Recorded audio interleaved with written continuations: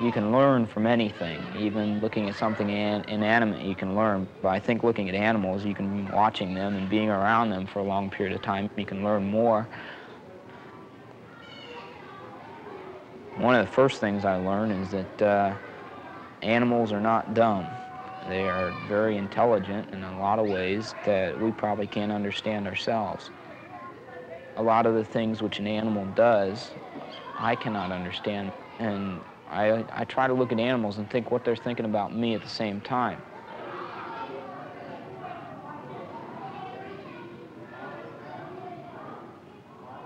It becomes very apparent to me also that animals do communicate in probably more sophisticated ways than we thought. But most animals, I notice, don't communicate by voice, and that's our main mode of communication, so we find it very hard to understand. A look, an attitude can communicate something. We've got a coyote here at the museum, which is pretty good friends with me, and she communicates by voice only in rare occasions when she howls or barks or something. But knowing her well now, I can tell exactly how she feels about something. I think anybody who's worked with animals knows that.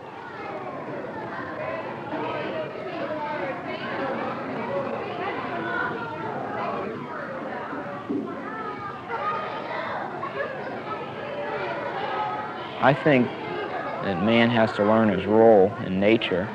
Every living thing on the whole earth has its own little spot, its own little niche to work in. And it seems to me that man's one of the few living things which has not found its place. I think we have to look at everything as a whole and try to see what our role may be. See if you can find some stuff now. I'm going in the field.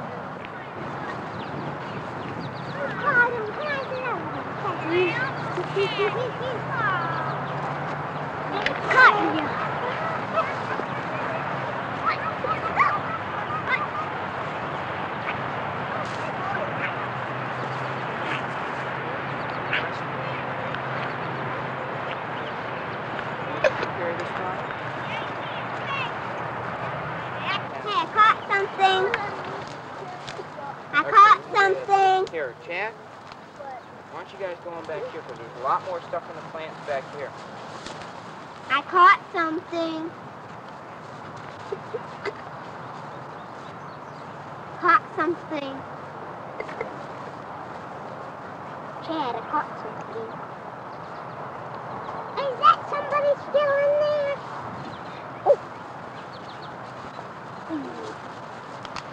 Oh. You think he can fly? Yeah. Watch. See if he'll Hey, fly. don't run away. I don't want him to go away. I want to take him home. I don't think he wants to fly away. And if I put him in a jar, I'm going to take him home. Okay, I watch. put a ladybug. I think he's thinking about it. Hey, I put a ladybug. Hey, you. Yeah. He started to. There he goes. There he is. Fly away. He's in there. We can get him. Okay, let's go down here where we were before. A lot of the Plains tribes, American Indians in the Plains, they said that they expressed love as a touching, and their symbol for love and tenderness and compassion was a mouse, because a mouse is always close to the ground and feeling everything with its whiskers and touching everything. And I think that's the same thing that people have to do. To love it, you got to touch it and get out and experience it and feel it. And that's really what we have to do. We got to touch the earth. You're going to catch.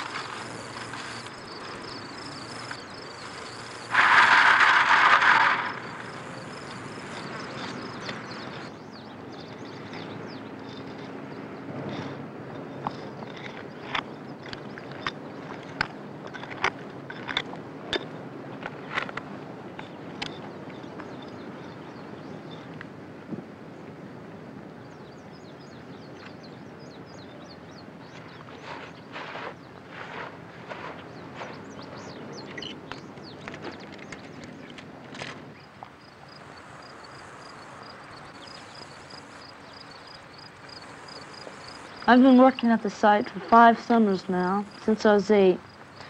And I think it's a better way to study history than just reading about it in a book. Because when you find something, it makes you feel like you're part of it. And it's sort of like trying to find out about your own family, how it started, and what people were like back then. To make it, it is a scraper. It's broken, and these big grooves in it is where they had flaked it to make the tool. They used it to scrape the extra fat and cartilage off the deer hides of the animals they've killed. And it probably would have been about this big, but probably as they were making it or while using it, it broke off.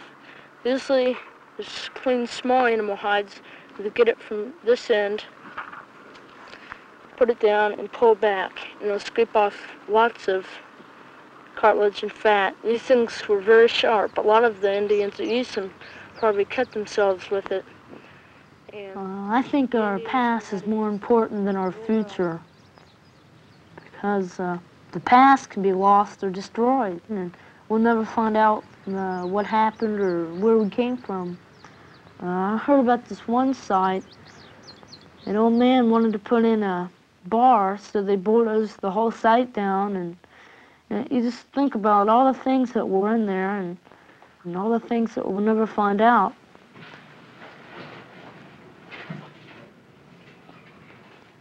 One thing I've found out about these Indians is they never wasted anything. If they killed an animal, they'd use every little bit of it. They'd use the meat, they'd use the hide, and even the bones they'd carve down to tools, and even little needles and things like that. And you'll probably bottom out within about 1.5 to 2 inches from your lowest level now. I hope Dave's good.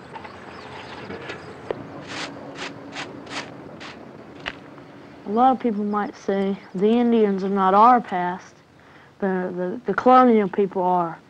The pioneers are our past. But when I found out about these Indians, their lifestyles and ideals and things, I think they helped start this country. I think they are part of our history and part of our past.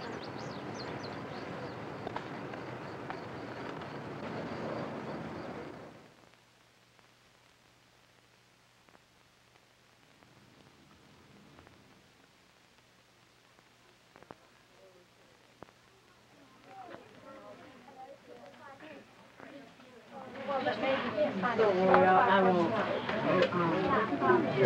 Overshoot. Rather than coloring, but please tell me the back.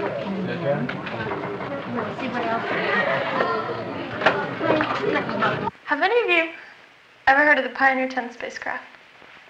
Yeah, most of you. Where's Pioneer 10 going to? Or where did it go? Went to Jupiter. Uh-huh. Right, it's gone to Jupiter and out on through the rest of the planets. Now, when Pioneer 10 was sent, they put this plaque on the Pioneer 10 spacecraft. And it's kind of an interesting plaque because it was designed so that if anybody ever finds the spacecraft way out in outer space, they can look at the plaque and hopefully after some thinking we'll be able to figure out where the spacecraft was sent from and who it was sent by and maybe all that kind of stuff. The United States is involved in sending people to space and all, but the actual sky is a very foreign thing, especially if you're a city kid, because you don't see stars very much. And I think that's sort of a shame that people growing up in the cities aren't even aware of the sky being up there.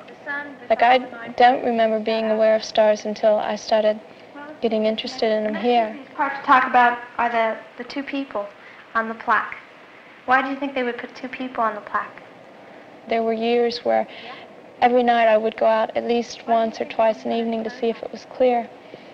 And during that time I could look up and just finding about 2 stars tell you what part of the sky I was looking at. And that has a good feeling to it. And it's hard to explain the good feeling because it is a feeling. It's like having friends up there or something. The guy's got his hand up. And they hope that this might be taken like as a goodwill sign. Just like they found around the world a lot of different places where people from different cultures when they first met. That was one thing that a lot of them did, was they'd put their hand up or shake their hands or something. So they're hoping that to the people who find the plaque, to whoever finds the plaque, if it's ever found, that will be a goodwill sign too. Another thing that it's important is that it shows how many fingers, like around the hand, if it was down like this, real tight closed, you wouldn't be able to see. And they think sometimes there's theories that the reason we use like a 10-number system is because we have 10 fingers.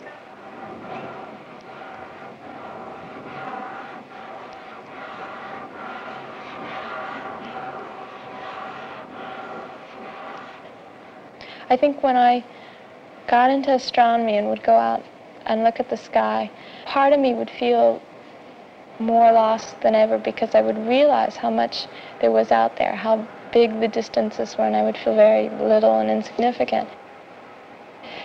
And yet the other part of me, realizing that I had an idea that the distances were so large, made me feel more significant because I could understand, perhaps, that it was there. It's sort of a two-way thing, that knowing makes you feel really small, but knowing that you know makes you feel kind of big, that you can understand what's there. I guess that the thing with astronomy is it seems like it's a piece of the whole, and if you don't understand any astronomy, it's going to make it more difficult to understand the other things. Sometimes I have problems justifying its value, except in just realizing how much there is out there. I mean, thinking of the Earth as being the only thing seems really narrow. There's probably hundreds of billions of planets out around those other stars. When I get out of natural science far enough and I just look at people, I think people are pretty neat. I think we have ourselves to contribute. Just the fact that we're around is important. The things that people are learning or discovering about the world and the universe and other animals is important. The cities we build are important. The lifestyles we have are important. It's as important as how the ant builds its house. And so, while I tend to be negative on people because I look at all the destroying that people do, I tend to overlook the things that people do right. The fact that just being here is right. That we're a part of it as much as the leaf or the insect or the bird.